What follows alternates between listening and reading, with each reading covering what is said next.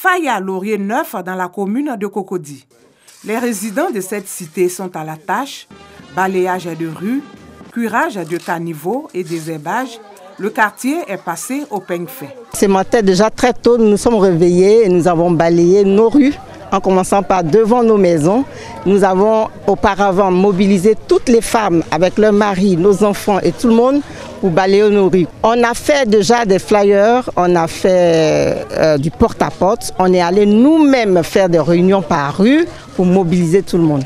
Nous avons pris à bras le corps cette opération pour nous débarrasser de tout ce qui est salubrité, déchets, etc. Chaque mois, sans le ministère, nous allons continuer cette opération. Pour cette occasion, on va profiter pour faire l'adressage de nos rues parce que jusque-là, les rues ne sont pas encore adressées. Des actions soutenues et encouragées par l'Agence nationale de gestion des déchets qui en a profité pour lancer un appel aux populations afin qu'elles s'approprient cette initiative. Notre objectif à travers l'opération Grand Ménage est que toutes les populations s'approprient les concepts de propreté. De plus en plus, les populations adhèrent et nous leur demandons de faire davantage dans toutes les cités. L'opération Grand Ménage est à sa 26e édition. Une initiative du gouvernement qui vise entre autres à donner fière allure aux villes et communes de Côte d'Ivoire à travers des actions de salubrité.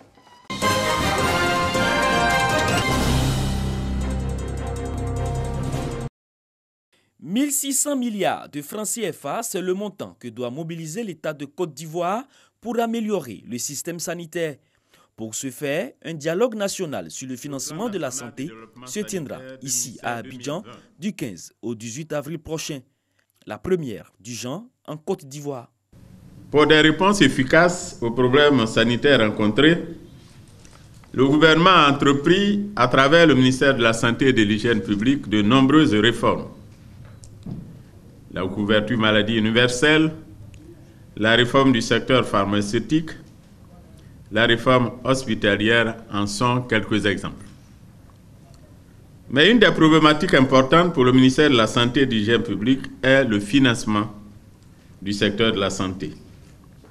Devant cette situation, le ministère de la Santé et de l'Hygiène publique et ses différents partenaires du système de santé ont décidé d'organiser ce dialogue national sur le financement de la santé. Au cours de ce dialogue, il s'agira pour le gouvernement et ses partenaires au développement de réfléchir sur le mécanisme de mobilisation de ce fonds.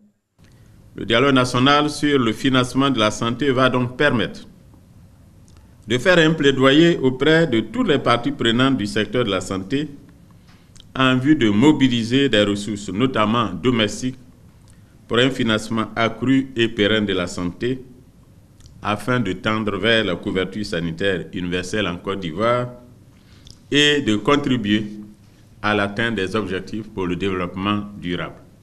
Son Excellence, Monsieur le Président de la République, procédera à la clôture du dialogue par un message fort en faveur de la mobilisation des ressources pour le financement de la santé pour une meilleure santé des populations.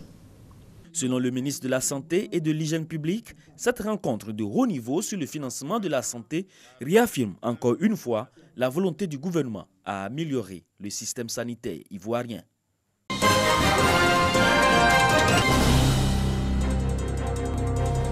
La présidente d'honneur de l'Association des épouses de militaires de Côte d'Ivoire, en tournée dans les différentes casernes. Première étape à Kouedo, dans la commune de Cocody. Fatima Tassi Doumbia mobilise ses camarades pour la redynamisation de leur association. Des moments d'échange entre épouses de militaires pour parler de la vie de leur association, mais aussi de leur quotidien. Plusieurs préoccupations ont été évoquées à chacune des différentes étapes de cette tournée, notamment le manque d'activité au niveau de l'association.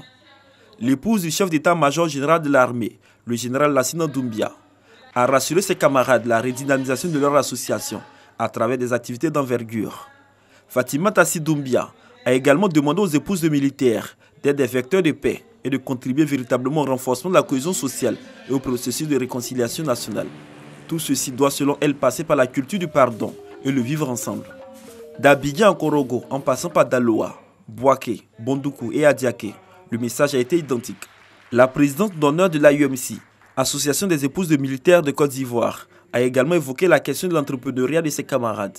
Fatima Tassi Doumbia invite les épouses de militaires, officiers comme sous-officiers, à l'élaboration de projets afin de bénéficier de financements. Elle a précisé que le FAFSI, de la première dame de Côte d'Ivoire, Dominique Ouattara, sera mis à la disposition des épouses de militaires pour la réalisation d'activités génératrices de revenus afin d'être autonomes et soutenir davantage leurs époux. Cette tournée a été l'occasion pour la présidente d'honneur de faire des dons en vivres et non-vivres d'une valeur de 10 millions de francs CFA.